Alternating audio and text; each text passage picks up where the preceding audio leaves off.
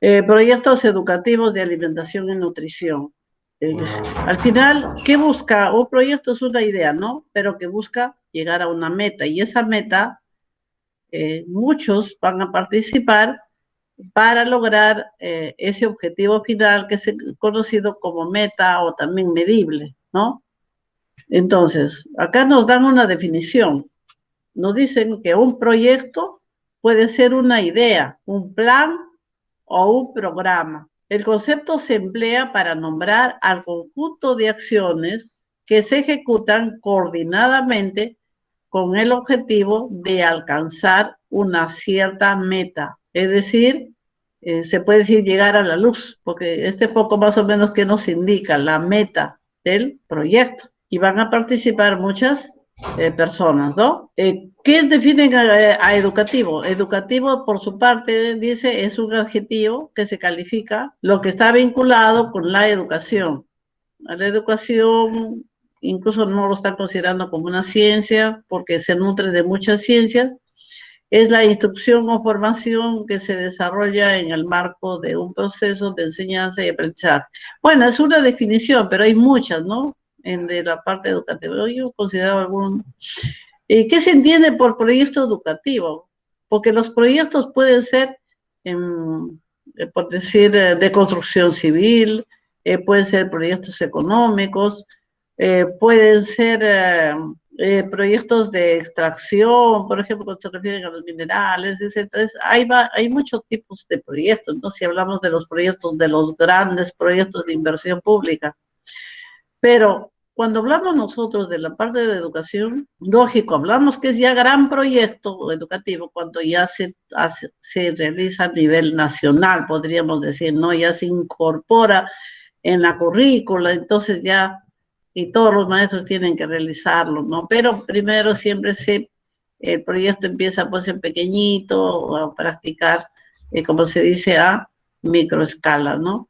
La FAO, por ejemplo, ha desarrollado muchos proyectos de educación alimentaria y nutricional en muchas escuelas en Latinoamérica, en muchos países, en Honduras, en Argentina, y justamente esos proyectos, con la finalidad de ¿qué? De ayudar a mejorar la alimentación de los extremos pobres, ¿no? Es un poco su campo, es más la alimentación y la agricultura. Y ellos de algún modo apoyan con el financiamiento. No en un 100%, es una parte, pero tienen también su forma de trabajar. ¿Cómo lo define, por ejemplo, este autor Marconi? Nos dice que es un conjunto de pasos secuenciales para resolver problemas. ¿Qué problemas quisiéramos nosotros cuando nos referimos a un proyecto educativo en alimentación y nutrición? Es resolver un problema en relación a la nutrición que estamos encontrando que está afectando a la salud pública, ¿no? Por ejemplo, si hablamos de niños pequeños, ¿qué problema tienen a nivel de nutrición? Los estudios, las investigaciones, las encuestas nacionales nos dicen que la alta prevalencia de anemia, y a la cual no va a escapar sus niños de los centros educativos, ¿no? No va a escapar. Nos dicen que otro grande problema es el sobrepeso y en los niños también. Entonces, y más es en las ciudades, en la zona urbana. Por ejemplo, Moquegua ocupa el primer lugar en sobrepeso y obesidad a nivel de niños. Entonces eso es preocupante, ¿no? Que niños, que los niños que son el presente y el futuro, podríamos decir, de un país, ya tengamos entonces más adelante muchos adultos ya enfermos, ¿no? Debilitados, podríamos decir. Es un problema que sí tiene que preocupar y que tenemos que tomarlo en cuenta. Si no tenemos estudios en esa área que decidimos trabajar, podemos trabajar con las estadísticas nacionales porque se ha hecho en zonas urbanas que son similares a en la que estamos, ¿no?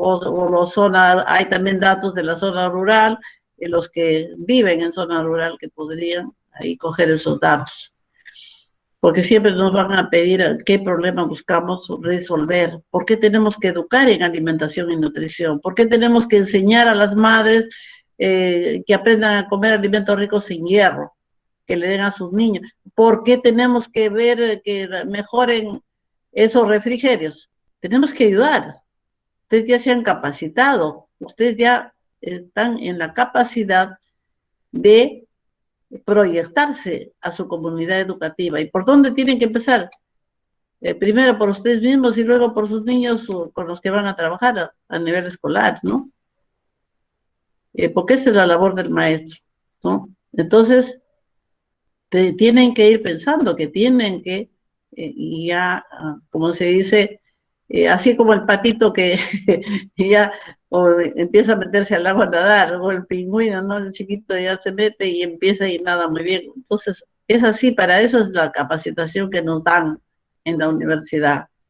En relación al proyecto educativo que estábamos explicando, que nos dice Marcone, nos dice pues entonces que son formas operativas e inmediatas de alcanzar objetivos y metas concretas, que finalmente se convertirán en eslabones necesarios en el inagotable proceso educativo.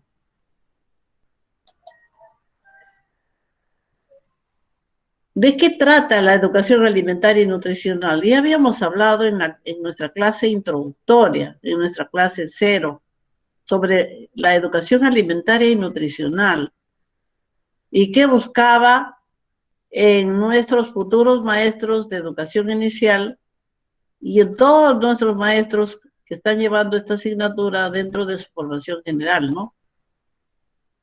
Ustedes ya nunca deben ser ya igual a como entraron a esta clase. Tienen que ser totalmente diferentes. Siempre que uno se capacita, va a ir cambiando en algo, ¿no? Incluso uno mismo, porque esto es aplicable a tu vida. A ver, ¿qué nos dice acá, por ejemplo, la red de ISEAN del 2013? Este justamente es una red de la FAO, nos dice que son aquellas estrategias educativas diseñadas para facilitar la adopción voluntaria de conductas alimentarias. ¿Qué están refiriendo ustedes? Después de que hemos pasado ya muchos temas que hemos desarrollado y se les ha dado tareas con la finalidad de que lean y vayan ustedes haciendo lo suyo, el conocimiento, y ustedes también generen también su propio conocimiento, ¿no? Y se enriquezcan. No tanto para que vayan a hacer las cosas de memoria, sino que lo hagan a conciencia. Entonces, para que adopten voluntariamente conductas alimentarias adecuadas, ¿no? Y otros comportamientos relacionados con la alimentación y la nutrición. Ya la selección de sus alimentos tiene que estar cambiando, ya no son los mismos, ¿no? Ya saben por qué deben comer tal o cual fruta, por qué tienen que comer tal o cual verdura, qué contiene, por qué tenemos que comer menestras, ¿no? ¿Qué nos aporta el pescado? Entonces, ya hay un conocimiento que lo han hecho suyo y que les está ayudando de algún modo a hacer alguna modificación en la conducta de antes, ¿no? No lo están haciendo de la noche a la mañana, pero yo sé que algo están haciendo, ustedes mismos me han estado informando. Quizás no sea el 100%, ¿no? Pero hay un buen porcentaje que sí, ya está tomando decisiones inteligentes para seleccionar sus alimentos, ¿no? Incluso preparar qué platos o qué compras van a hacer. Entonces, toda capacitación va a modificar nuestra conducta y cuando se trata de esta temática, pues eso es lo que busca, ¿no? También nos dice acá, por ejemplo, para tomar decisiones adecuadas en cuanto a su alimentación y en la promoción de un ambiente alimentario propicio. Las acciones de educación nutricional se desarrollan en el ámbito individual, es decir, cuando trabajamos con una persona, a nivel comunitario y político. Diciendo de otro modo, yo puedo hacer mi capacitación a un individuo, por ejemplo, cuando atiendo a un paciente. Y si quiero que ese paciente tenga éxito en el tratamiento, invito pues, y también invito a la familia y también les voy para que le ayuden y le apoyen. en su alimentación, ¿no? Por ejemplo, es bien difícil para que un niño acepte comer hortalizas, pues si solamente al niño le dan, o porque está subido de peso, le hacen otra comida a base de ensalada, pero los adultos siguen con sus buenos platos de harina, entonces es difícil, ¿no? Ese niño, si su papá, su mamá, y todos empiezan a comer sus ensaladitas, ese niño se siente apoyado y no se siente que lo están aislando y va a participar, pero para eso también hay que proyectarse a educar a la familia, ¿no? Entonces yo puedo educar a nivel individual, a nivel familiar, a nivel comunitario, etcétera, ¿no? Incluso puedo hablar yo de la educación a toda la comunidad educativa, porque a veces solamente cuando educamos al niño no prospera, pero si invitamos a que los padres le vayan apoyando y vamos a ir convenciéndoles, entonces vamos a ser exitosos en nuestra labor, ¿no? La educación alimentaria y nutricional también nos dice pues, que tiene un enfoque basado en los alimentos. Antes era en los nutrientes, ¿no? Mucho se hablaba de las proteínas, de las grasas y los carbohidratos. Entonces, ¿qué entiende una mamá de casa de términos técnicos? Ustedes ya lo entienden porque, bueno, han llevado toda una capacitación, pero una ama de casa común y corriente entiende que tiene que comer y que tiene que comprar alimentos y que tiene que hacer mezcla y que tiene que preparar los platos para que su familia se puede decir se alimente. Y a veces todavía con los escasos presupuestos, ¿no? Que tiene que hacer malabares, se puede decir. Entonces, no es fácil a veces organizar bien una alimentación o lograr, por ejemplo, en tiempos de crisis, lograr dar una comida adecuada a nuestra familia cuando no hay el presupuesto. Por ejemplo, nosotros hemos sufrido duro después del Fujichok, una devaluación del 2000%, todos nos empobrecimos totalmente, no teníamos absolutamente nada que comer. De repente podías haber tenido tu casa, tus 4 paredes, pero alimentos eran inalcanzables. ¿Por qué? Porque la moneda, porque tus ahorros todos se volvieron cero, se perdió. Entonces, y hemos sufrido. ¿Y cuánto tiempo demoró? Se puede decir más o menos en reaccionar el gobierno en las ayudas. A la comunidad llegó después de 10, 12 días, 15 días, ni siquiera se había preparado a la comunidad con las ollas comunes, se puede decir. Entonces, si es que tenía una pequeña reserva, qué bien, pero saben que a veces hay muchas familias que compran unos poquitos de alimento para el día a día. Imagínense, la situación fue terrible. Entonces, es importante, acá nos dicen, y puede incluir múltiples actividades, hay que hacer múltiples actividades en la educación alimentaria y nutricional, como, por ejemplo, sesiones de grupo, consejería, campañas educativas, ferias, por ejemplo, huertos escolares pedagógicos, clases demostrativas, o sea, demostraciones, creación de alianzas con tomadores de decisión, spots publicitarios, hay cuántos métodos, ¿no? Y ahora que estamos, por ejemplo, en este tiempo, tenemos el Internet para no solamente de repente comunicarnos con las personas que queremos, sino también culturizarnos. Ahora tenemos la ciencia ya en nuestro poder, está. Ya no sé, antes qué difícil era estudiar, qué difícil era dictar una clase, tenías que invertir en sacar tus copias, ir a la biblioteca, sacar tus copias, después organizar tu clase, prepararlo. No era fácil, era invertir tiempo y era invertir dinero. Entonces, cuando tenías que organizar tus sílabos, pues te tenías que ir a la biblioteca y sacar un montón de copias. Entonces, ese dinero que lo inviertes, ¿quién te reconoce? Nada. Entonces, ahora estamos viendo que nos han puesto, tenemos más posibilidades, más herramientas, ¿no? Ustedes están en la época de oro del conocimiento. Si no lo aprovechan es porque ya no lo quieren, por decir. Entonces, ahora ya no hay pretextos para decir no quiero estudiar. Entonces, es una inversión en un equipo, un poco de internet, y entonces tenemos la ciencia, se puede decir, en nuestras manos. ¿Qué nos dice la FAO? En relación a educación alimentaria y nutricional, nos dice la promoción de hábitos alimentarios saludables duraderos. Cuando es un hábito ya se realiza muchas veces sin pensar, ya yo elijo comer una fruta rica en vitamina C porque ya me agrada, porque ya incluso inconscientemente ya tomo la decisión, ya lo he vuelto un hábito, que eso ya se pondera, como dice el conocimiento, ya se pondera del ser humano y nadie le quita, todo te pueden quitar, puedes perder tu casa, puedes perder todo, ¿no? Tu ropa, pero el conocimiento que tienes en tu cerebro nadie te lo va a quitar.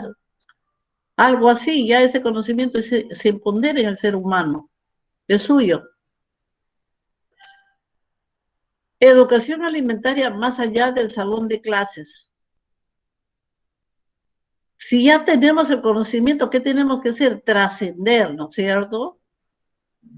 Por ejemplo, nosotros, el campo del nutricionista, nosotros no podemos estar pensando nada más en un área. Nosotros somos ambiciosos. Quisiéramos, ¿no?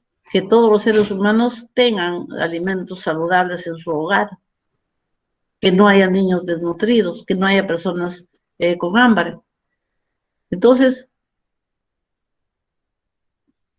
¿por qué? Porque ya prácticamente entiendo yo mi rol en la sociedad y sé, ¿no? Cuánto trabajo tengo también que hacer para lograr, no es tampoco fácil, ¿no? Tengo que buscar mis alianzas.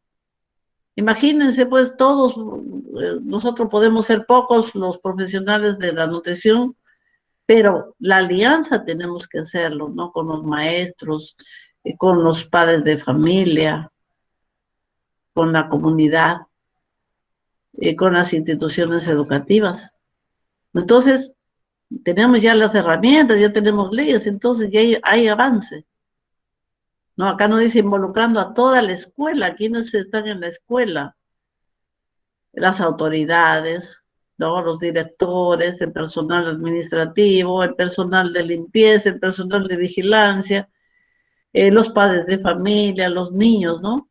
El niño no viene solo, siempre va a ser acompañado con un familiar. Las familias y la comunidad, el entorno, las autoridades. El establecimiento de huertos escolares pedagógicos. Hemos visto que no hay necesidad de que participe, que solamente un docente sea el proyectista. Ahí tiene que ser todo un grupo de maestros, porque puede entrar en ciencias sociales, puede entrar en historia, puede entrar en inicial, puede entrar en varias áreas, ¿no? Medio ambiente. Entonces, cada área puede trabajar con sus estudiantes, desde matemáticas, con los costos. Entonces ahí se enriquece, por ejemplo, la enseñanza de las matemáticas, porque si no es una ciencia teórica y hasta vacía, ¿no? Hasta cierto punto, sumar, restar, multiplicar, pero muchas veces no se le ha dado el valor. Y es ahí también que nosotros somos un país que estamos de algún modo atrasados, porque nos falta invertir en la investigación para hacer ciencia. Y un país que no invierte en investigación no avanza, no desarrolla. Ahora, con el COVID, están saliendo por ahí los talentos, pero esperamos que el gobierno apoye en el financiamiento, ¿no? Ahí, por ejemplo, yo estaba escuchando que estaban haciendo una exposición en el Congreso, que ya quieren sacar una vacuna oral, creo que es tipo una pastilla, y pensando en los pobres, el hospital de Cayetano, que ha traído, ya tiene un poco de ayuda de financiamiento del gobierno, pero es insuficiente, ¿no? Entonces, pero también sabemos que corre grandes intereses, a veces lo que hace el Perú se desprecia, no más vale lo que viene del extranjero, y no es así. Si nosotros somos capaces de producir ciencia y de producir tecnología, debe haber inversión. Lamentablemente todos todo el Estado se ha privatizado. Entonces, ni el aeropuerto ya nos pertenece. Parcialmente, ya la fuerza es de otros. Entonces, imagínense si hubiera una guerra. Entonces, ese es un problema, en verdad, la desvalorización de lo nuestro. ¿A qué nos han sumido los gobiernos que nos han antecedido, no? Siempre nos han engañado que somos pobres, es totalmente falso. Nosotros no somos un país pobre, somos un país rico. Otros países no tienen la materia prima que nosotros tenemos, sino que ya nos metieron a nuestro cerebro de que somos pobres. Y bueno, nosotros no creemos, bueno, yo debo ser pobre porque mientras soy pobre, siempre me va a dar el Estado ayuda. Y no es así. Cuando empiezas a tener el conocimiento, te das cuenta que muchos siglos nos han venido engañando, ¿no? Entonces, ¿y quién abre nuestra mente? Es el conocimiento. Entonces, qué importante es educar, qué importante es invertir en educación. Poco a poco están un poquito subiendo el presupuesto en educación, pero en salud no lo están subiendo, es mínimo. Y ni siquiera toman conciencia de la pandemia al no dar un buen presupuesto para salud, al no darle prioridad a la atención primaria de salud.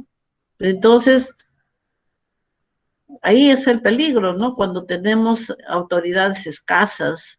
Acá, entonces miren acá, el desarrollo de las guías alimentarias para promover dietas saludables, eso ha pasado mucho tiempo para poder aprobar estas guías y para poder implementarlo.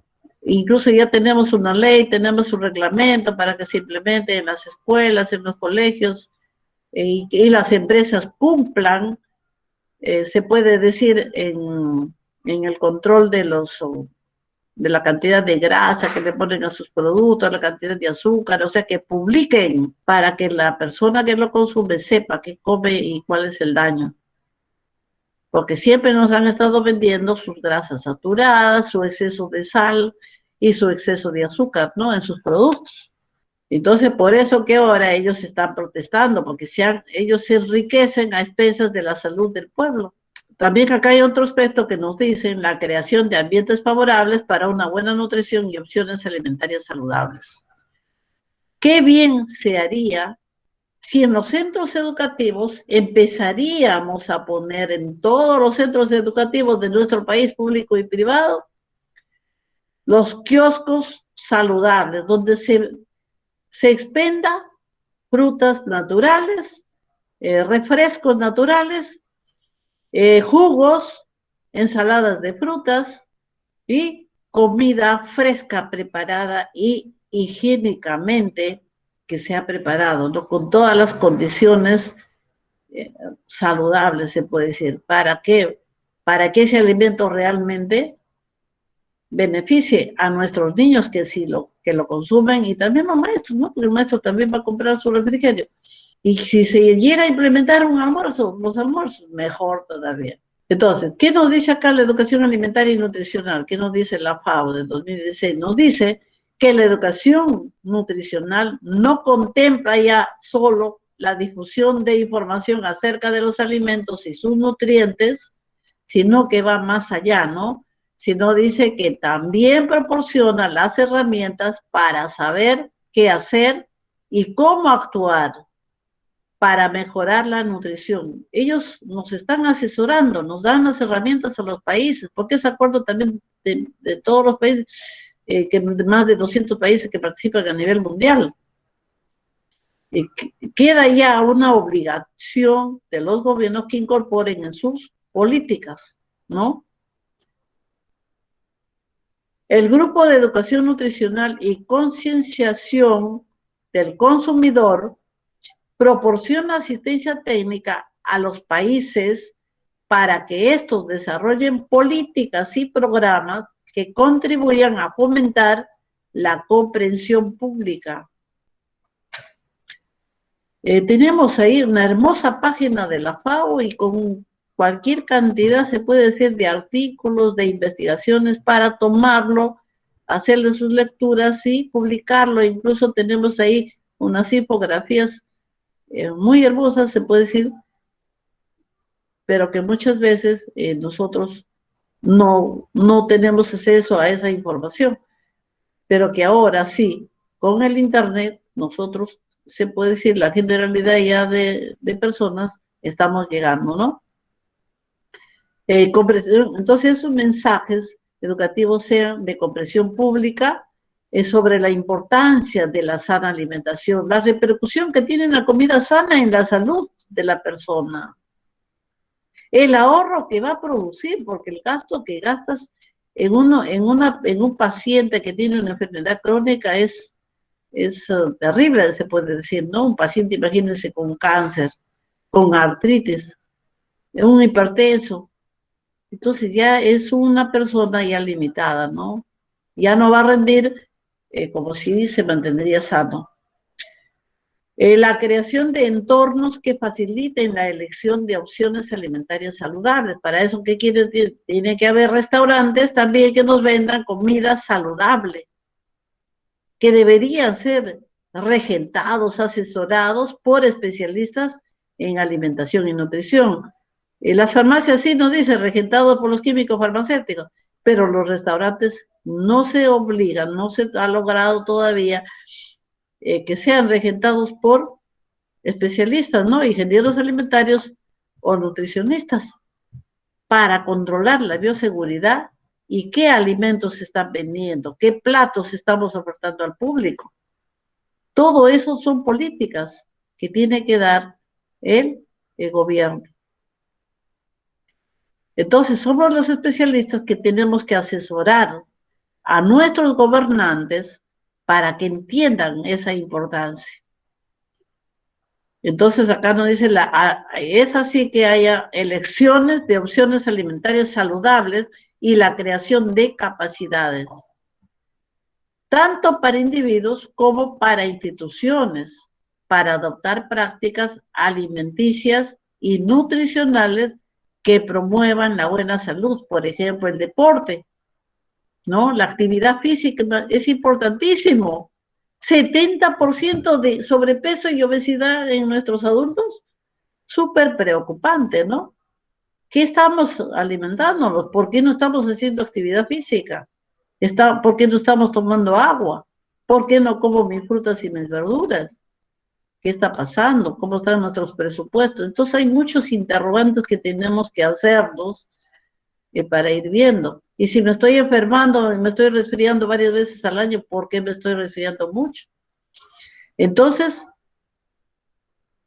cuando a mí ya tengo una cultura alimentaria, ya me capacito, ya voy a ser otro tipo de persona, ¿no? Que me voy a procurar de cuidar mi salud y también de las personas que me rodean.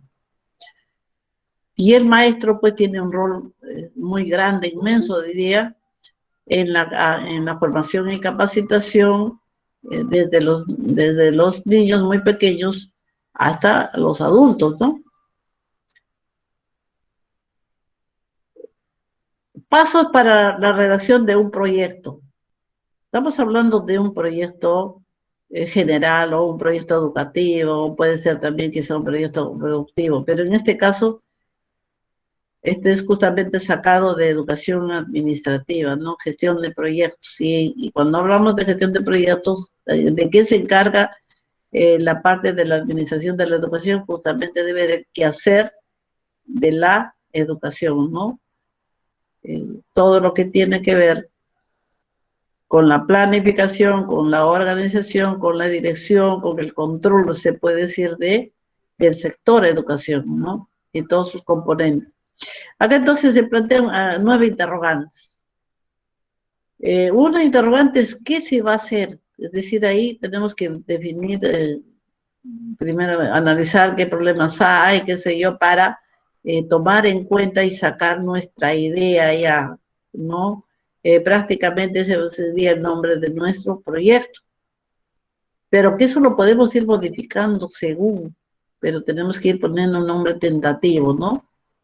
Ir viendo, analizando qué problema queremos resolver. Ahora, ¿qué se va a hacer? ¿Por qué se quiere hacer? Si hablamos de alimentación y nutrición, ¿qué problema queremos ir resolviendo o ayudando o contribuyendo por lo menos a que se resuelva? Por ejemplo, si mis niños están viniendo mucho sin desayuno, ¿qué está pasando?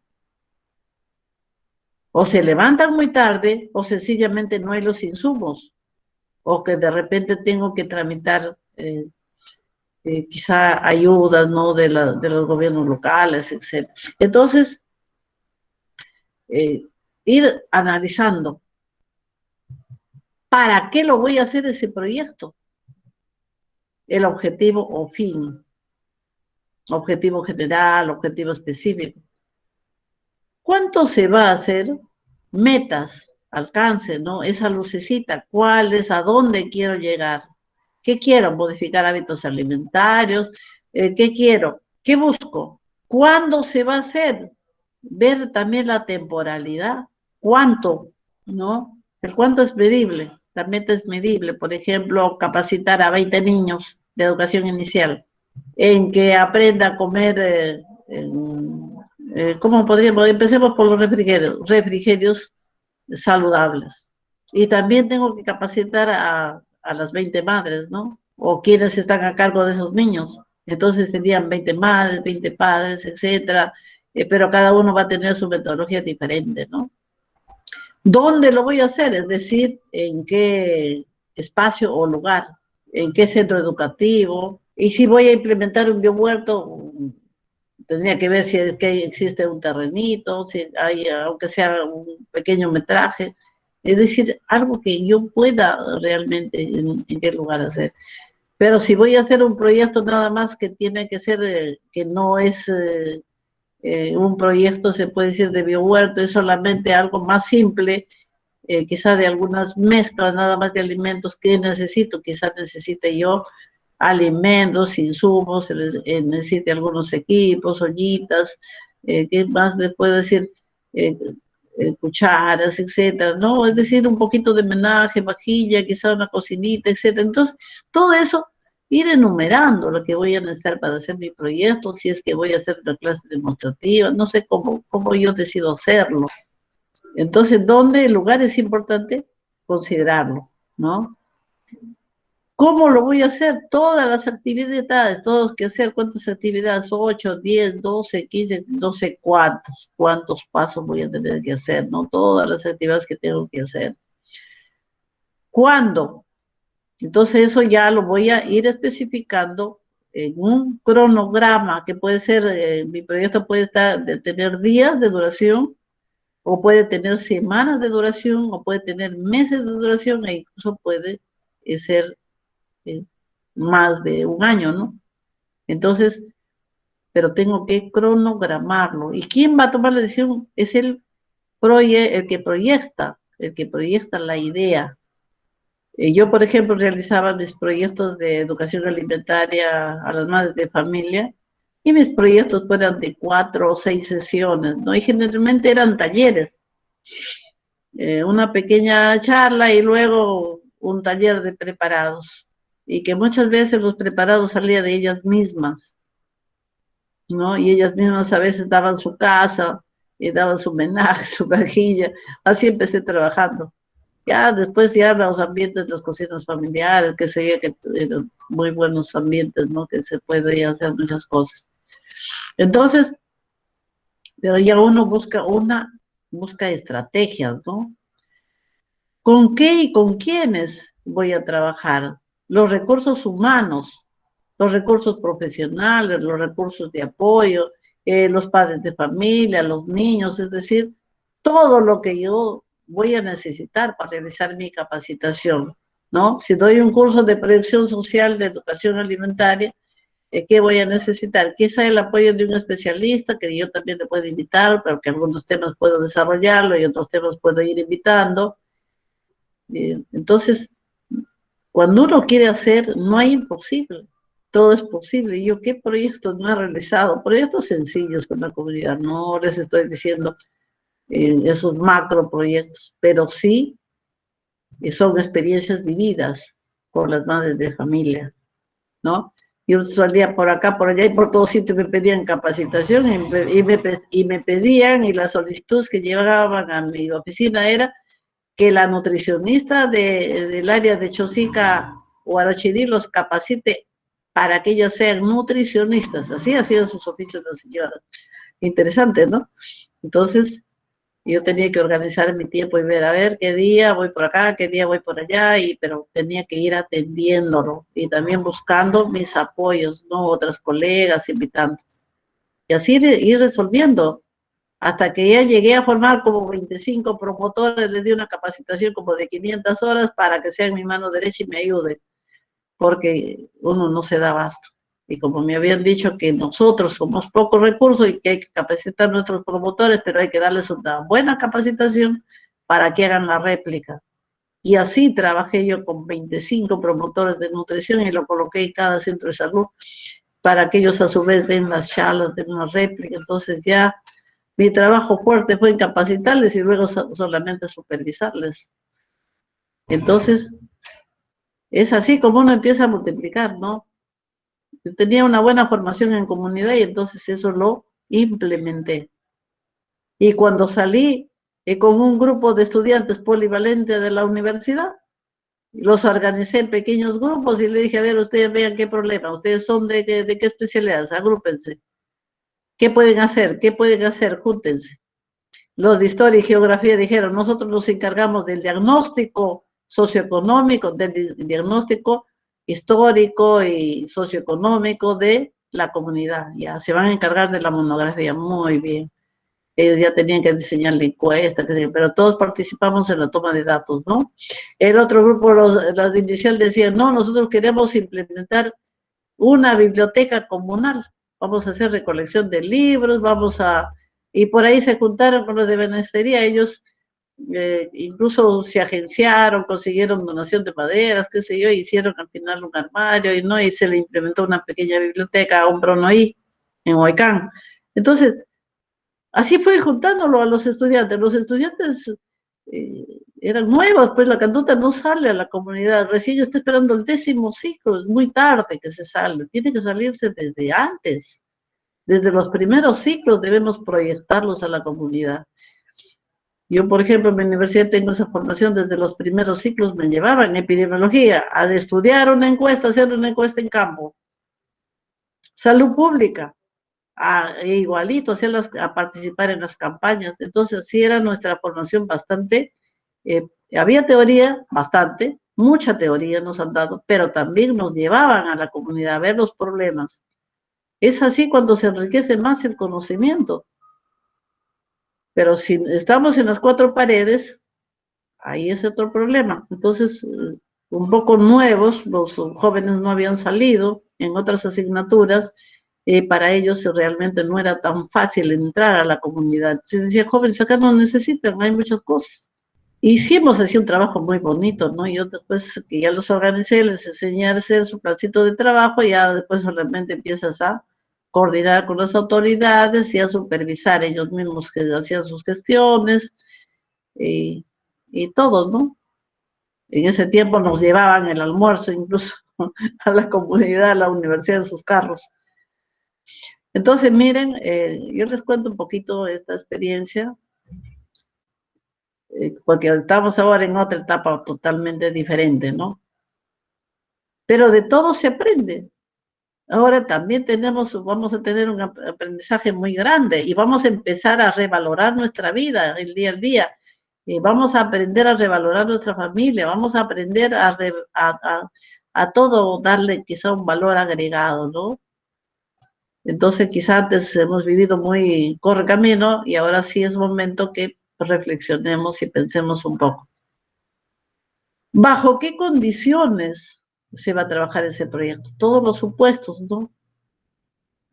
Bueno, este es unas interrogantes que nos plantea este autor de este libro. Acá tenemos otro esquema de proyecto que nos plantea la FAO. Y este es del año 1995, miren, tiene 10 puntos y es con estos aspectos que nos piden para que ellos vean la posibilidad de financiarnos un proyecto. no nos pide tantos puntos, miren. Título del proyecto, ¿qué nombre? Entonces, por ejemplo, ¿en qué queremos capacitar? ¿Sobre qué y a quién? ¿No? Tendremos que ponerlo. Fecha que, ¿cuándo vamos a iniciar? ¿Cuándo vamos a terminar esa capacitación? Puede ser 4, 6 sesiones, 8 sesiones, no sé. O puedo incorporarlo en mi programa curricular. Ahí está, ustedes tienen que atentar a innovar, ya ir incorporando contenidos. ¿Cuáles tienen que hacerlo? Son ustedes los que tienen que tomar sus decisiones. Fecha de término. Responsables, nombres e instituciones. Responsables, ¿quiénes? ¿Qué instituciones van a ser responsables? Será responsable si ustedes, por ejemplo, lo hacen a nivel de comunidad.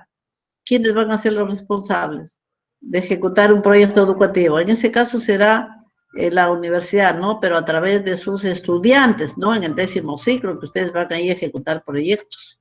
Entonces, ¿qué tiempo? Creo que salen algo de un mes entero, si no me equivoco. Así se salía antes, ahora creo que no están saliendo, ¿no? Pero es ahora cuando necesita el pueblo. Entonces, yo a veces digo, hay mucho riesgo, sí, pero peor es no hacer nada. Ustedes saben que ahora ya se ha autorizado para salir a campo, en salud también, para que los practicantes vayan. Antes no. El resumen del proyecto nos piden, en una media página más o menos nos dicen. Los antecedentes y justificación, de repente ya ha habido algunos trabajos anteriores o algo similares se han realizado. Los objetivos del proyecto, generales y específicos, el plan de acción, el sistema de seguimiento y evaluación del proyecto, nuestro presupuesto, el presupuesto que vamos a necesitar, y así, cuántos aportaría la institución y cuántos pediríamos que nos donen, ¿no? O de dónde o a quiénes vamos a solicitarle. Que nos auspicie este proyecto. Por ejemplo, si trabajamos cerca de un centro minero, el centro minero sí financia los proyectos educativos, incluso financia proyectos de investigación que estén bien enmarcados y que sirvan a la comunidad. Las regiones también financian proyectos, pero ¿qué pasa? Que no hay proyectos jóvenes. Hay que trabajar proyectos para presentarlo a la región. Claro que cada institución tiene su esquema que te va a exigir, ¿no? Es el perfil. Y ya para convertirlo en proyecto, de repente yo necesito la ayuda de un economista, ¿no? Para que sea viable mi programita. Pero un proyecto educativo es más simple, no necesitamos de economista. Ustedes ya han llevado el curso de proyectos productivos y posiblemente aplicado a su campo. Entonces han desarrollado la teoría ampliamente. Entonces acá, ¿qué necesitamos? Solamente una cosa sencilla. Yo siempre he trabajado en mis proyectos, trabajo con los estudiantes con esquemas sencillos. Entonces, es una gran ayuda, ¿no? Es incluso un método de enseñanza y que da muy buenos resultados. Por ejemplo, ¿qué te pide la FAO en este modelo? Objetivos, actividades, cada objetivo nos ponen por lo menos 3 actividades, ¿no? Si queremos le podemos poner más. En los recursos humanos,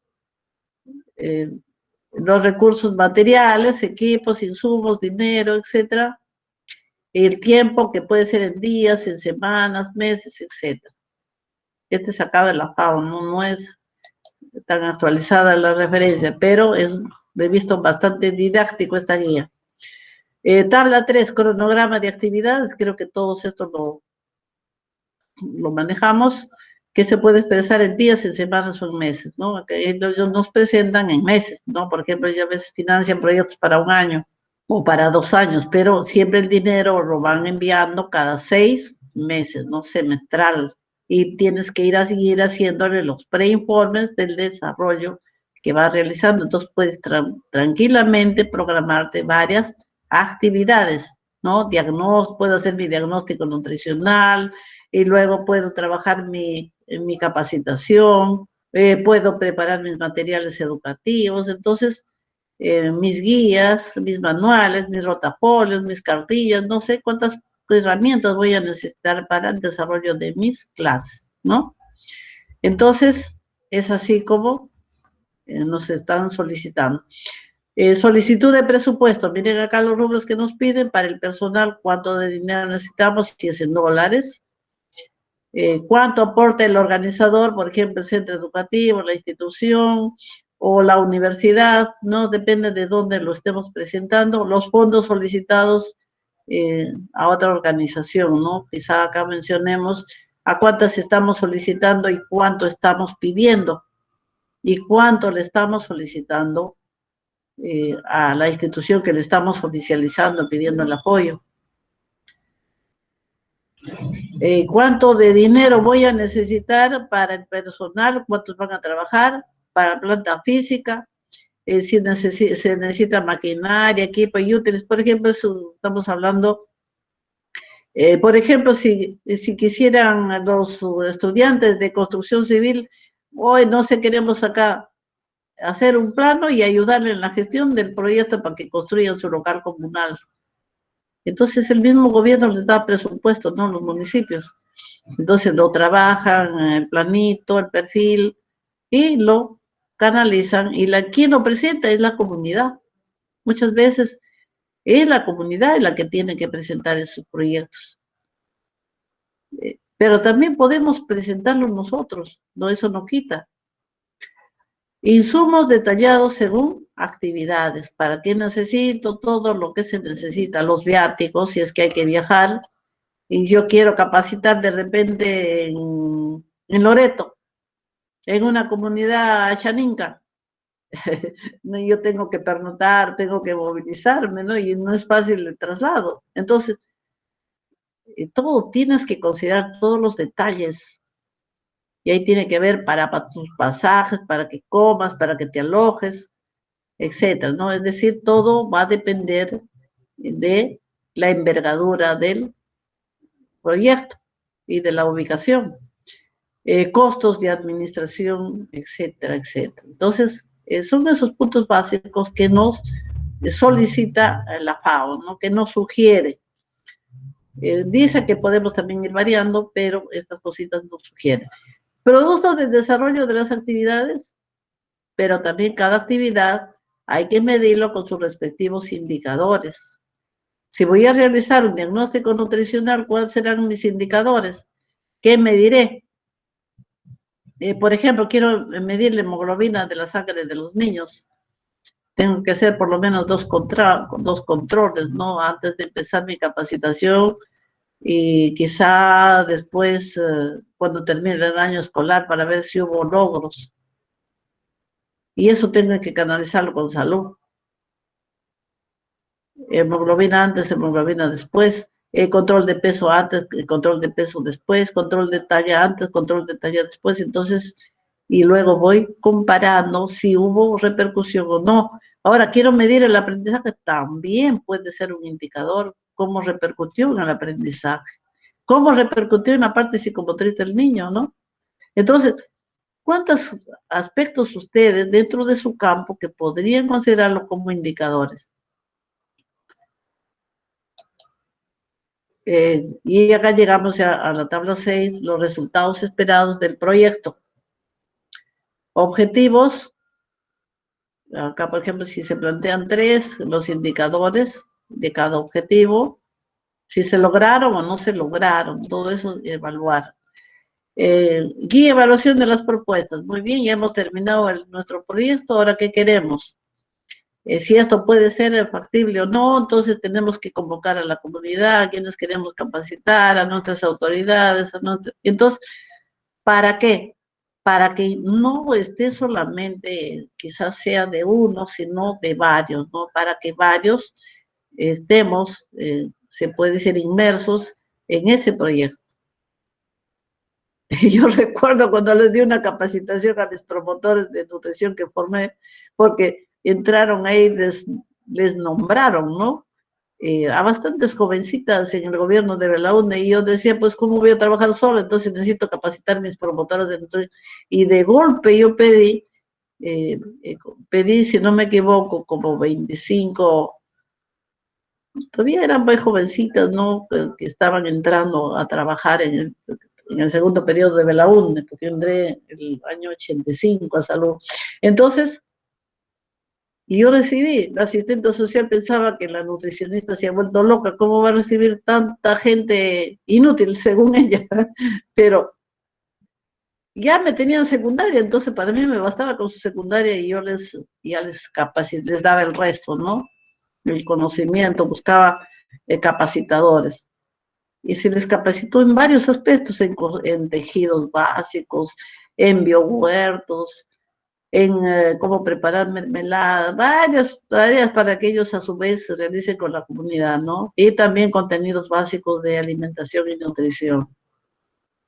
El curso fue teórico práctico. Entonces, acá nos dice antecedentes, destaca la información sobre alimentación y nutrición más pertinente para identificar el problema.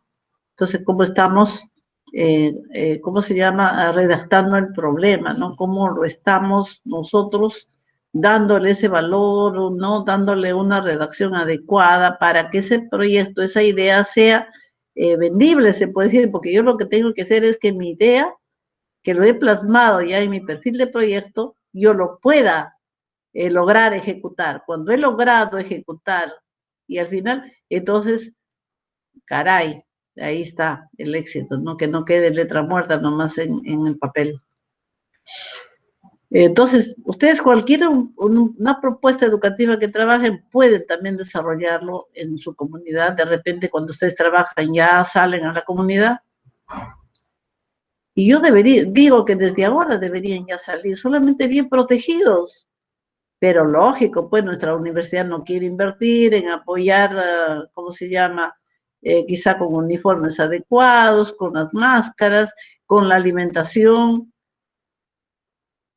Entonces prefiere pues guardarse quizá el dinero que es para la alimentación. Entonces, y solamente va a ser una práctica de comunidad virtual. Entonces, no estamos realmente ayudando. Estamos ayudando un poco, sí, pero quizá no lo suficiente, ¿no? Entonces, eso es un poquito que tenemos que ir viendo cuánto nos está afectando esta situación problemática, ¿no? En todas las áreas se está afectando y muchísimo. Elaboración del plan de trabajo, aprovecha todos los recursos humanos y materiales disponibles, involucra a las organizaciones locales y a la comunidad, tiene un calendario realista, etc. Entonces, revisen por favor esta guía, que lo he puesto ahí en la referencia, y ya ustedes lo leen con más detalle. Bueno, la guía tiene como 225 hojas, pero al final hay un anexo y está elaborado un proyecto, ¿ya? Presupuesto. Incluye todos los recursos necesarios, es claro y calculado en forma realista, que no sea pues, yo le pongo tanto presupuesto porque en fin, sino que tiene que uno también indagar, ¿no? Por ejemplo, si yo voy a salir, ustedes casi siempre han estado haciendo, sus compañeros que han terminado la práctica en la comunidad, han estado saliendo, ¿no? Han estado yendo hacia provincia y han juntado su dinero, han hecho sus actividades, posiblemente hasta se han hecho préstamos, pero eso debería financiar la universidad. Yo debería gestionar la universidad, porque no puedo mandar a la deriva a mis estudiantes, pero a veces también así está funcionando todo. Entonces, antes no, yo les estoy diciendo, hemos hecho la práctica, por ejemplo, yo empecé haciendo práctica en la comunidad y me tocó Horacio Ceballos y Huaycán, y entonces justamente nos llevaban el almuerzo y nos distribuían. Y íbamos todos los días, pero solamente en el entorno de la comunidad de la Cantuta. Y en la Cantuta nos preparaban los fiambres, es decir, y nos llevaban a repartir. Pero todos los grupos polivalentes se le ubicaba en la zona aledaña a la universidad. Entonces, claro, eran otros tiempos, yo les hablo, es interesante también salir, pero mi preocupación es el presupuesto, ¿no? ¿Cuánto se gasta? Y ahora que estamos en otra etapa que sí más nos necesita la comunidad todavía. y lamentablemente no salir. Al final hasta es una pena. Pero si yo voy a mandar a mis estudiantes a la comunidad, tengo que mandarlos bien protegidos. Entonces, miren, esta es la referencia que pueden consultarlo, manejo de proyectos de alimentación y nutrición en comunidad. Esta es una guía didáctica, entonces de ahí, esta es muy interesante. Todos tienen algo para que ustedes lo puedan ir consultando, ¿no? Esta guía de nutrición de la familia también es importante, es justamente de capacitación en alimentación saludable. Mis muy buenas tardes nuevamente, compañeros, buenas tardes. En esta oportunidad, mi grupo, conformado por Carrera Guzmán Zulema, López Quispe Yasuri, Ramos Avilés Diana y la que le habla, Sánchez Gallardo Milagros, expondremos el tema alimentos saludables frente a las enfermedades respiratorias en niños. Bien, primero hablaremos sobre los alimentos que van a prevenir estas enfermedades respiratorias, ¿no? Los alimentos saludables. Siguiente, por favor. En primer lugar, tenemos a los alimentos con propiedades inmunológicas, ¿no? Estos alimentos son los que van a reforzar la defensa del cuerpo contra los organismos infecciosos y otros agentes invasores, ¿no? Estos alimentos los podemos encontrar dentro de los alimentos que contienen vitamina C. Como ya conocemos, la naranja, el limón, la mandarina, también la toronja y el camu camu, ¿no? Que es considerada la fruta con más nutrientes en vitamina C. En otro, podemos encontrarlo en el hierro también, ¿no? Como por ejemplo en los mariscos, en las carnes rojas y también en los pescados, ¿no? También podemos encontrarlo en los alimentos que contienen selenio. Por ejemplo, la primera imagen son nueces de Brasil, las cuales son denominadas, ¿no?, como las reinas del selenio, ya que cada 100 gramos de estas contienen aproximadamente 1917 microgramos de este nutriente, ¿no?, de selenio. Por otro lado, tenemos las semillas de mostaza, ¿no? También considerada fuente rica de selenio, ya que por cada 100 gramos esta va a contener 208 microgramos de este nutriente. Y por último, así como otros alimentos también, el arroz integral, ¿no?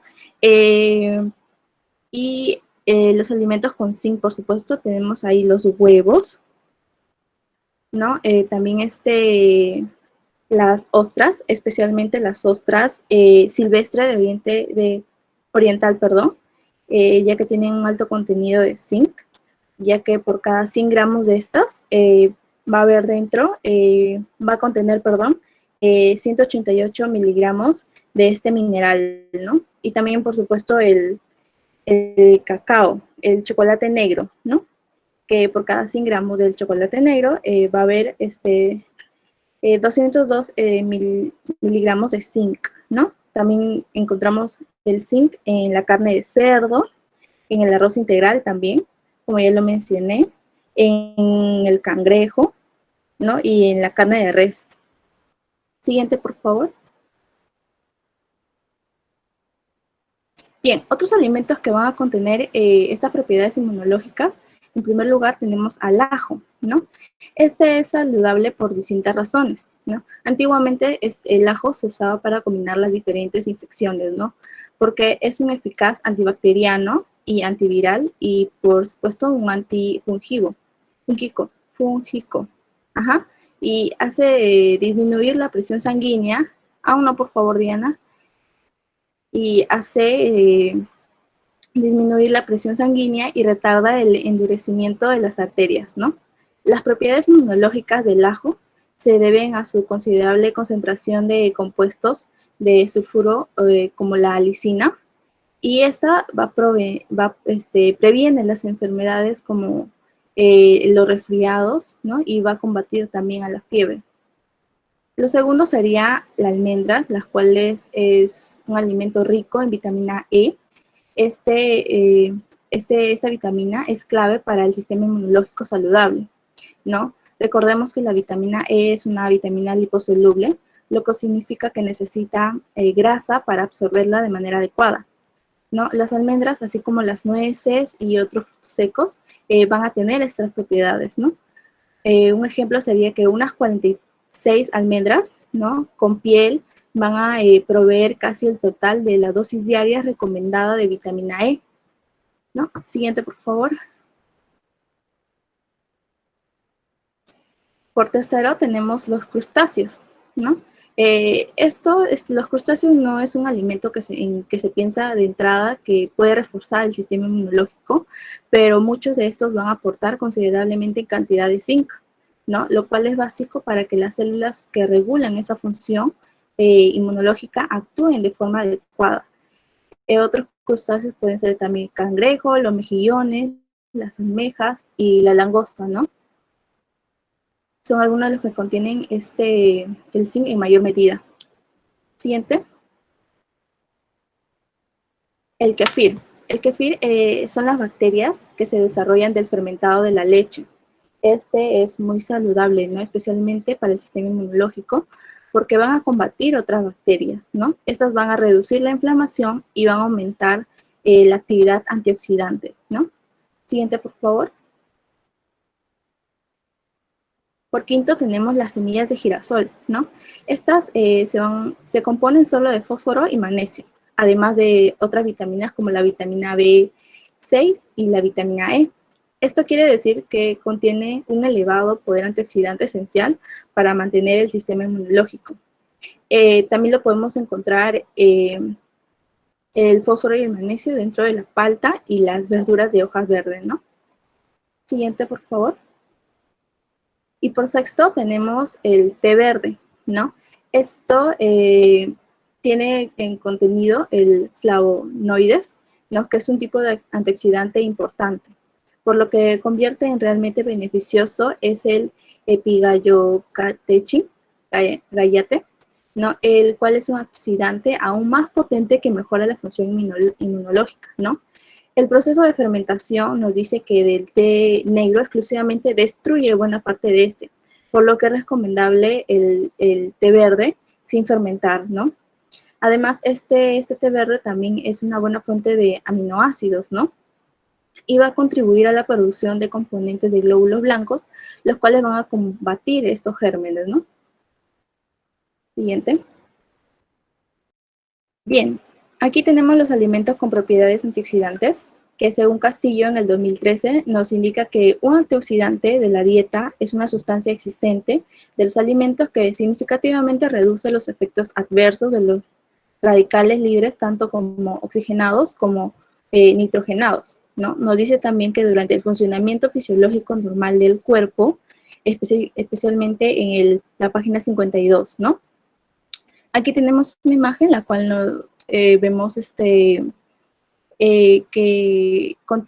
nuestra dieta debe contener legumbres, frutos secos, aceite de oliva, ¿no? Por ejemplo, que es muy importante, frutas, ¿no? Hortalizas y verduras, también el pan, los cereales, las papas también, ¿no? Y el cacao. Ahora viendo una parte en cuanto de los alimentos con propiedades antioxidantes, como hemos visto en el PPT pasado, estos compuestos, estas propiedades antioxidantes podemos encontrar en las vitaminas A, que interviene en la regeneración de las mucosas afectadas, dice, ¿no? Entonces podemos ver que va a influir en la recuperación de los alveolos o los bronquios que están dañados, ¿no? En la recuperación de eso va a intervenir la vitamina A. En cuanto a la vitamina C, se puede decir que refuerzan el sistema respiratorio. La vitamina E también dice que nos va a ayudar a mejorar la inmunidad del sistema respiratorio. Los ácidos grasos omega 3 nos brindan una acción antiinflamatoria en las mucosas de las vías respiratorias. Como podemos ver, como podemos observar en la imagen, patologías del asma, pues tenemos nos muestra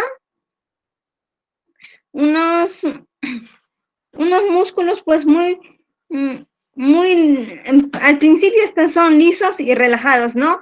En la tercera imagen podemos ver que el músculo liso está contraído, está inflamado, se podría decir. En cuanto a eso, van a actuar la vitamina A, los ácidos grasos, la vitamina C, la vitamina E, entre otros, ¿no? En poder regenerarlo o poderlo mejorar esos músculos. También dice que el zinc va a mejorar las defensas de nuestro sistema respiratorio, y el selenio es un mineral que favorece también va a favorecer la inmunidad del sistema respiratorio, ¿no? Que va a estar en constante actividad. Por lo tanto, dice que estas vitaminas y minerales van a crear un sistema de defensa a nuestro cuerpo frente a las enfermedades del sistema respiratorio.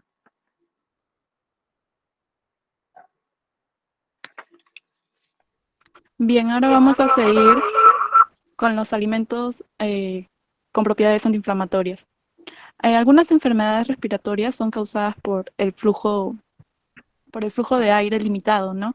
Y como podemos ver en la imagen, se debe a que se encuentra contraído, nuestras vías respiratorias se encuentran contraídas y con presencia de mucosidad, lo cual ocasiona una inflamación. De esta manera, la alimentación va a constituir un factor en la modulación de la respuesta inflamatoria. Los fitoquímicos presentes en los alimentos en su forma original o al ser metabolizados pueden formar metabolitos activos y comportarse como mensajeros intracelulares, activando o inhibiendo la expresión de genes involucrados en los procesos antiinflamatorios. A continuación vamos a ver algunos alimentos con estas propiedades no antiinflamatorias. Siguiente PPT, por favor.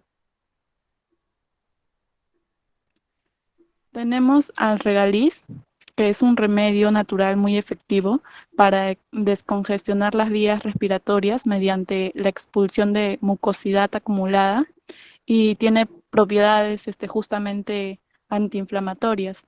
Asimismo, también es expectorante, calmante, antiviral y antibacteriana. También tenemos al anís, con propiedades antiinflamatorias también, que favorecen la disolución y la expulsión de la mucosidad de los bronquios. Por ejemplo, ¿no? Una infusión de anís, menta y tomillo es un remedio natural muy eficaz para la bronquitis. Otro alimento también es la miel, que tiene infinidades de propiedades para la salud, entre las que se cuentan las antisépticas y las antibióticas, que facilitan la eliminación de la mucosidad y suavizan la garganta, aliviando la irritación, ¿no? La inflamación, que se puede decir. Puede tomarse de múltiples formas, directamente o añadiendo una cuchara de leche caliente o infusiones o inhalando su aroma.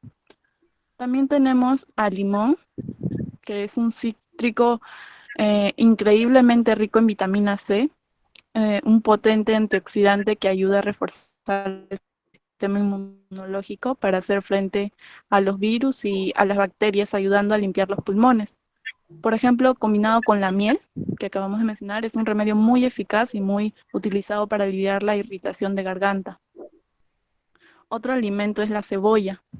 Las propiedades antiinflamatorias, analgésicas y expectorantes de la cebolla la convierten en un antibiótico natural para combatir las infecciones.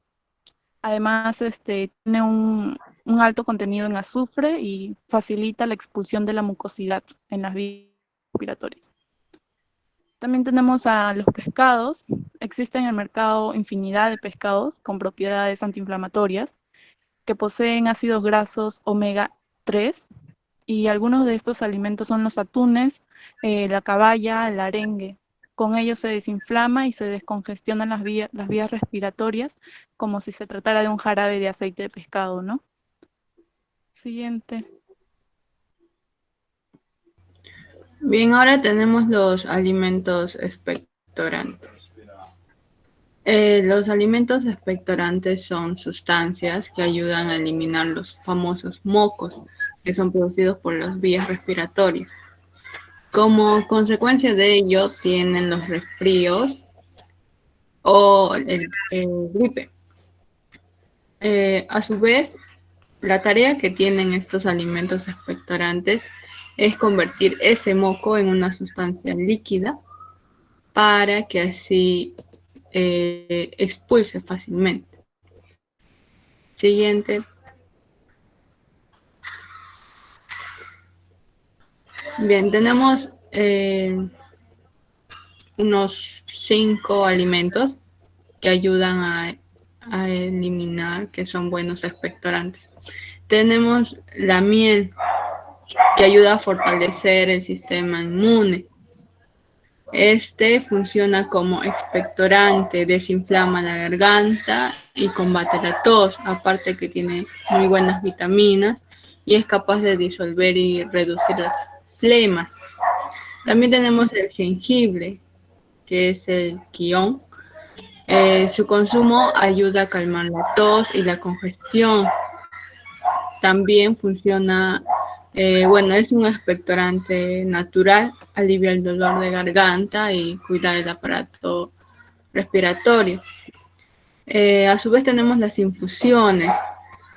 Estos pueden ser de té o de cualquier hierba, ¿no? Ya que sabemos el agua es un expectorante por excelencia, ¿no? Pero siempre y cuando tenemos que añadir alguna hierba, ya sea hierbabuena, limón, jengibre o alguna flor que ayude al sistema respiratorio. Siguiente. También tenemos a la cebolla, como ya lo han escuchado, la cebolla es muy bueno, a pesar que el sabor no es tan agradable, pero es bueno licuándolo y añadiendo miel y un poco de agua para que se pueda tomar y ver el efecto. También tenemos el famoso caldo de pollo, de gallina. Esto, muy aparte que tenga la carne, pues sobre todo es en las hierbas, en las verduras, perdón, que usan. Estos tienen que estar calientes para que así formen o ayuden para que sean parte del antiinflamatorio. Entonces, siempre se ha escuchado que cuando uno está con gripe o con alguna enfermedad respiratoria, siempre hacerle un caldo de pollo o de gallina bien caliente y de alguna manera esto ayuda a aliviar. También es bueno la miel con sábila, un poco cocinada o hervida a baño María y ayuda bastante a estas enfermedades respiratorias. Siguiente.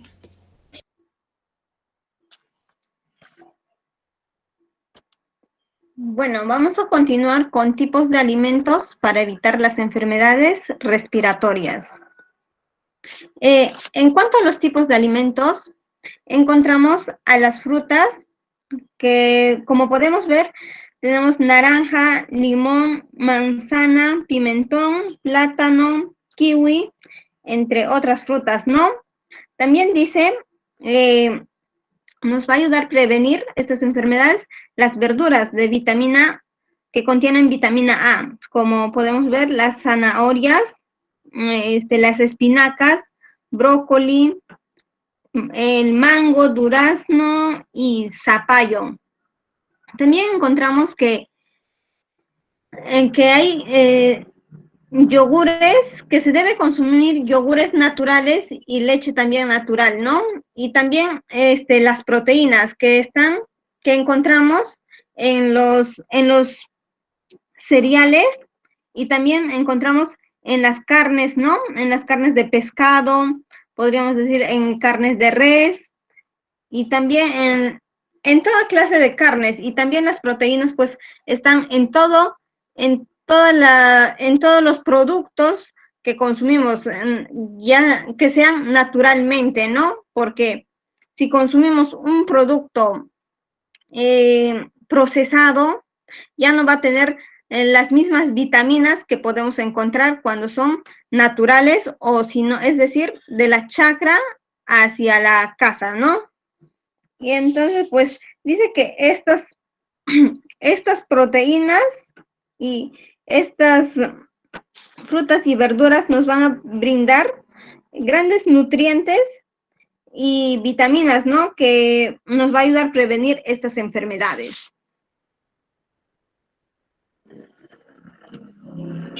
También encontramos alimentos que se deben evitar ante las enfermedades respiratorias.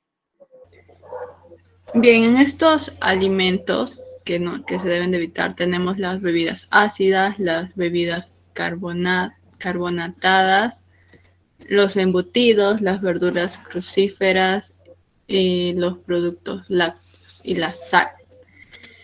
Vamos a empezar con las bebidas ácidas. Esto produce una acidez estomacal. Estas bebidas tienen mucha relación con la salud, pero de los pulmones. Las personas que sufren alguna enfermedad pulmonar pueden encontrar reflujo ácido. Ese reflujo va aumentando cada vez que uno va tomando estas bebidas ácidas, ¿no? Que pueden ser cualquier, ya sea frutas que contengan algún ácido, ¿no? Por ello es que o sea, la consecuencia en sí que tienen es que su acidez o el reflujo, la acidez estomacal que provoca estas bebidas, aumenta que la enfermedad pulmonar que tienes se agrave más. Entonces el malestar, en vez de que baje, empeora. Las bebidas carbonatadas, gaseosas, estas bebidas, a pesar que no tengan alcohol o no, perjudican de por sí a las enfermedades respiratorias. Estas bebidas tienen grandes porciones de azúcar, calorías vacías y mucha carbonatación. Esto significa que su aumento de peso, pues, conlleva que su peso aumente demasiado. Y el aumento de la hinchazón de los gases, porque estas bebidas carbonatadas tienen mucho gas, porque son gaseosas. Entonces, al tú ingerir ello, te provoca gas y tu cuerpo al tomar te sientes hinchado. Entonces, de alguna manera, esto hace que tu presión suba y genera problemas, en especial para los que tienen algún tipo de dolencia. También tenemos los famosos embutidos, que son carnes molidas o aplastadas o trozadas de tocino, fiambres, jamón, perritos calientes.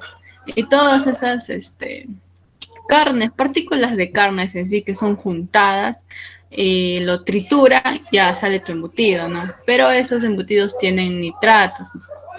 Entonces, al tener estos productos, el nitrato hace que sus sustancias sean muy, digámoslo así, que ponen en riesgo, ¿no? Los nitratos, porque están agregados a los embutidos, traen el riesgo de recaídas relacionadas con la enfermedad pulmonar que conllevan a obstructivas crónicas. Siguiente, por favor. Ya, bien. También tenemos las verduras crucíferas. En estas encontramos el famoso brócoli. A pesar de que el brócoli es muy bueno, pero en este caso no se debe de consumir si tienes alguna enfermedad respiratoria. Dice que al contrario de las bebidas carbonatadas, puede ser sorprendente que encontremos al brócoli en la lista de alimentos no recomendables. Esto es la causa de que encontremos tipos de alimentos que pueden generar gases y una cierta hinchazón, pero ambos casos pueden dificultar la respiración de las personas, ya que esto, o sea, tanto como las bebidas carbonatadas y las verduras crucíferas, producen un hinchazón, que son de gas. En estas verduras crucíferas encontramos el repollo, el brócoli, los rábanos, la coliflor. Estas están llenas de nutrientes y fibras, ¿no? Son muy buenas, pero en ocasiones no hay que consumirlas, y mucho menos cuando tienes alguna enfermedad respiratoria, porque te agravia más la enfermedad que tienes. También tenemos los productos lácteos. Hay partes donde dicen que los productos lácteos son buenos, pero hay donde dicen que no se debe de consumir. Estos productos dan dolencia pulmonar, pueden generar que empeoren los sistemas. Por otro lado, la causa de su contenido es la casomorfina, que es un péptido que se libera a partir de la caseína del queso, que es un grupo de proteínas, pues, de la leche. Se sabe que su consumo puede generar aumento excesivo en la mucosidad intestinal, pero se da el caso de que muchas enfermedades respiratorias asociadas con mayor producción, tipo similar a la glándula pulmonar, y esto conlleva que tengan una inflamación.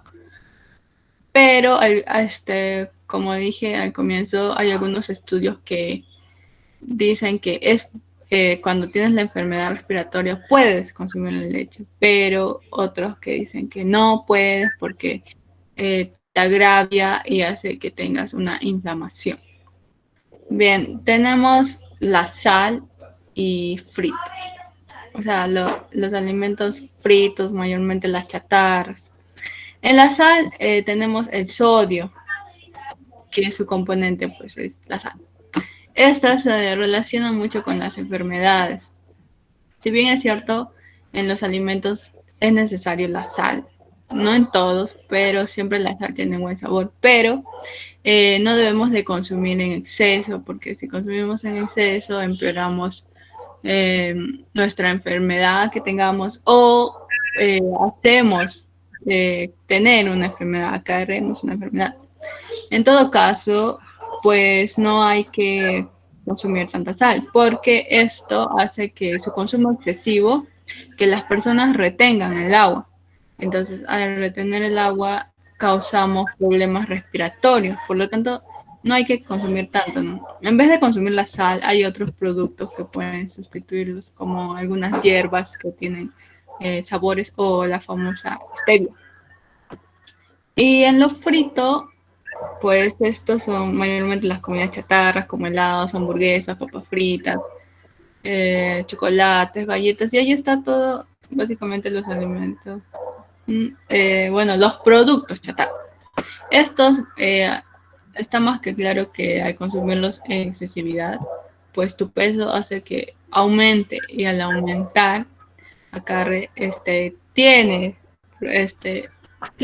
te da la enfermedad que tienes al engordar prácticamente, no, tu forma de respirar no es la misma la de antes, entonces tienes problemas ahí respiratorios.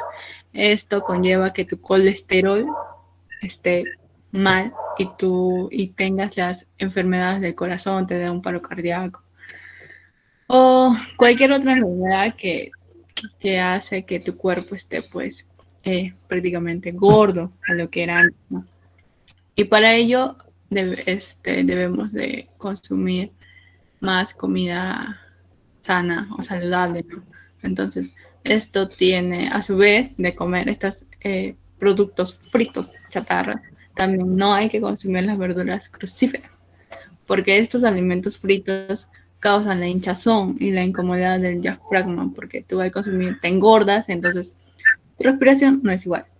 Y también el aumento de la presión sobre los pulmones, ¿no? Porque estos alimentos contienen mucha sal. Entonces, la sal no puedes consumir en exceso, ¿no? Entonces, hay que consumirlo si es que se puede, pero con mesura, no hay que comer con excesividad porque te, o sea, te enfermas más de lo que ya está. Bien, ahora Ahora, hablaremos sobre las formas de consumir los alimentos para prevenir las enfermedades respiratorias. Si bien existen diversos alimentos que ayudan a combatir las gripes, catarros, tos, asmas u otras enfermedades, como ya mis compañeras las han mencionado antes, hay que saber de qué manera debemos consumir estos alimentos para evitar estas enfermedades, ya que algunas veces al ingerir los alimentos de forma entera o no adecuada, pueden afectar la garganta y empeorar la situación del paciente, ¿no? Siguiente, por favor, Diana. Bien, la primera recomendación es consumirlos en té, los alimentos saludables. Estos tés son la mejor recomendación para cuando se sufre de las amígdalas, ¿no? Se tiene tos o se padece de algún resfriado, ¿no? De igual modo, perdón, es beneficioso para las enfermedades que obstruyen la respiración y afectan los pulmones, ¿no? Lo mejor té, como ya observamos ahí, son los de limón, la naranja y el kion, también conocido como jengibre, ¿no? No obstante, estos tés pueden tomarlos no solo para eliminar los padecimientos y aliviar los síntomas, sino también para evitar, ¿no? Prevenir las gripes y otras enfermedades respiratorias, ¿no? Puesto que los tés como estos van a contener demasiada vitamina C, lo cual va a funcionar para reforzar el sistema inmunológico como un antioxidante. Siguiente, por favor. Otra recomendación sería tomarlos en sopas. Cuando se tiene gripe, un resfriado, tos, lo mejor es tomar líquidos, ¿sí? Antes que las comidas secas, ¿no? Estos te van a brindar energía, calor y un gran alivio. Uno de los mejores alimentos son las sopas, ¿no? Como ya lo dije, ya que gracias a su líquido, estos alimentos te ayudarán a respirar mejor. Y las mejores sopas son las de pollo, especialmente las que no tienen sin grasita, solamente pechuga. También las patas de pollo, que ya como sabemos también tienen harto colágeno. Y también las sopa de pescado, ¿no? Que es más conocida como aquí el chilcano, ¿no? También dentro de estas sopas podemos encontrar diversas otros alimentos que también nos van a ayudar a reforzar nuestro sistema, ¿no? Que pueden ser la papa, la cebolla, el huevo, los fideos y el arroz también, ¿no? Estas sopas van a calentar el cuerpo, ¿no? Y así calientes te van a descongestionar la nariz y te van a ayudar incluso hasta bajar la fiebre, ¿no? Otra recomendación sería los jarabes. Estos jarabes, existen muchos, ¿sí? De estos jarabes, se podría decir artesanales, ¿no? De diversos alimentos saludables. Esencialmente estos van a ser mezclas, ¿no? De cebolla, ajo, miel, naranja, limón y entre otros, ¿no? Que son los alimentos ya conocidos, como ya lo mencionamos antes, que desinflaman y ayudan a recuperarse ante esas enfermedades respiratorias, ¿no? Siguiente, por favor. Otro sería las frutas y las hortalizas crudas, ¿no? Este consumo, ¿no? De estas frutas y hortalizas crudas van a brindar hidratación al cuerpo, ¿sí? Además de que estas tienen, como ya se sabe, poseen muchos nutrientes y vitaminas, ¿no? Van a ofrecer una rápida recuperación de los resfriados y también va a servir como una barrera de protección ante las variadas enfermedades, ¿no? Respiratorias. Siguiente, por favor, Dianita. Bien, ahora vamos a ver beneficios de utilizar los alimentos para prevenir enfermedades respiratorias. Siguiente, por favor. Ya, como todos sabemos, comer adecuadamente es fundamental para llevar una vida saludable y prevenir algunas enfermedades. Y pues todo lo que necesitamos está en la naturaleza. Si bien es cierto, a lo primero que recurrimos cuando estamos mal son las pastillas, jarabes, tabletas, etcétera, ¿no? Pero sabemos que a la larga eso nos puede generar una dependencia o algún tipo de daño. Por eso es mejor usar frutos y hortalizas para prevenir ciertas enfermedades y no estar sujeto a ciertas pastillas, ¿no? Además, de esta manera no afectamos otras partes del cuerpo, como el sistema digestivo, los riñones, ¿no? Siguiente PPT. Algo que debemos tener en cuenta es que cuando los padecimientos se tratan con alimentos naturales, no es necesario que exista un horario fijo, como ocurre con ciertos medicamentos. Por ejemplo, padeces de algo, te recetan pastillas y muchas veces, pero tienes un horario fijo y estás pendiente de la hora, ¿no? Entonces, por eso es mejor los tés y comidas que se pueden usar en el transcurrir del día. No es necesario usarlas a una hora exacta, evitando someterse al reloj justamente, ¿no? También existen algunos remedios caseros, ¿no? Que pueden ayudar, ¿no? Y pueden servir como un extra a este tratamiento. Estos se pueden combinar con otro tratamiento. La primera recomendación sería la miel y el limón. Esto lo podemos combinar, ¿no? Beber un vaso, lo recomendable sería beber un vaso de limón exprimido y 2 cucharadas de miel diluidas en agua tibia en el desayuno, por ejemplo, durante la comida y antes de dormir, ¿no? Esta va a calmar los dolores de garganta y la irritación. ¿Por qué? Porque la miel contiene propiedades antibióticas y antisépticas, ¿no? Y el limón contiene, ya como sabemos, vitamina C, ¿no? Y esta combinación va a resultar muy efectiva para curar la bronquitis. Otro sería, siguiente por favor, las almendras con la leche caliente, ¿no? Las almendras, como ya expliqué anteriormente, contienen son fuentes ricas en magnesio y potasio, ¿no? Y la leche, no necesariamente la caliente, pero la leche en sí tiene mucho calcio, ¿no? Lo recomendable sería comer un puñado de almendras acompañadas por un vaso de leche caliente al desayunar, ¿no? Esto nos va a ayudar a eliminar bacterias y gérmenes presentes durante la bronquitis y así va a mejorar el funcionamiento del sistema inmunológico. Bien, otra recomendación sería la malva. La malva es conocida por sus propiedades expectorantes y antiinflamatorias, ¿no? Lo recomendable sería tomar 3 tazas diarias de esta infusión caliente, elaborada, por supuesto, de agua caliente, de agua hirviendo y hojas de malva, ¿no? Esto va a calmar la tos y va a relajar la zona torácica, ¿no?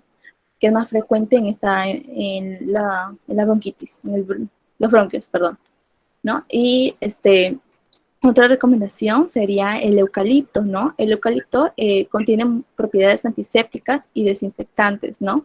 Lo recomendable sería realizar masajes incluso de aceite de eucalipto, ¿no? En el pecho, o incluso inhalar vapores procedentes de agua hervida con hojas de eucalipto, ¿no? Esto va a despejar las vías respiratorias y va a poseer un efecto calmante para el dolor de cabeza.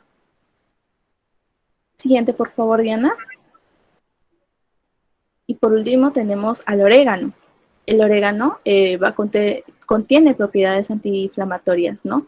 Lo recomendable es añadir el orégano en diferentes guisos y sopas, ¿no? Y también lo podemos tomar en una taza, podemos hacer una infusión con el orégano, ¿no? En una taza caliente, ¿no? Y también esto nos va a ayudar a combatir de manera natural la proliferación de bacterias, ¿no? Que ayudan contra los bronquios, ¿no? Y esta va a aliviar el dolor y va a descongestionar las vías respiratorias. Bien, acá hay algunos alimentos que te ayudan a eliminar la neumonía, que son el ajo.